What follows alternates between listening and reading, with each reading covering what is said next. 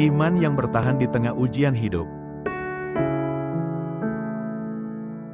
Shalom, sahabat Kristus. Kita semua pasti pernah menghadapi ujian hidup. Bisa berupa sakit, kehilangan, masalah keluarga, pekerjaan yang tidak pasti, atau bahkan pergumulan batin yang tidak orang lain mengerti. Di saat seperti itu, iman kita benar-benar diuji. Apakah kita tetap percaya kepada Tuhan, atau kita mulai goyah dan menyerah? Yakobus 1 ayat 2 sampai ayat 3 berkata, "Saudara-saudaraku, anggaplah sebagai suatu kebahagiaan, apabila kamu jatuh ke dalam berbagai-bagai pencobaan. Sebab kamu tahu, bahwa ujian terhadap imanmu itu menghasilkan ketekunan." Firman Tuhan tidak berkata ujian itu enak. Tapi Tuhan mau kita melihat ujian itu sebagai kesempatan untuk iman kita bertumbuh semakin teguh.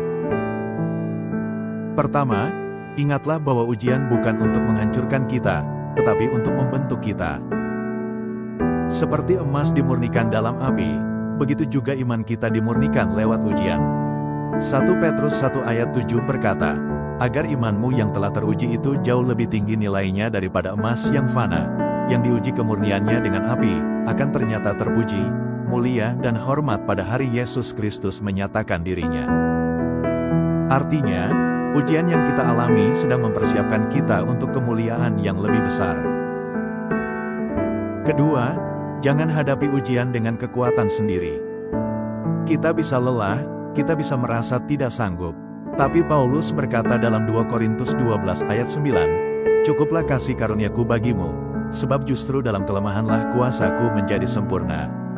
Dalam kelemahan, kuasa Tuhan nyata. Ketika kita tidak mampu, kasih karunia-Nya yang akan memampukan kita. Ketiga, pandanglah kepada Yesus, bukan kepada masalah. Seringkali kita terlalu fokus pada besarnya masalah, sampai lupa betapa besarnya Tuhan kita.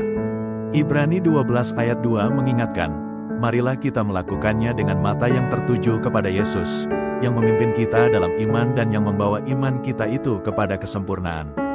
Hanya dengan memandang kepada Yesus, iman kita bisa bertahan di tengah badai kehidupan.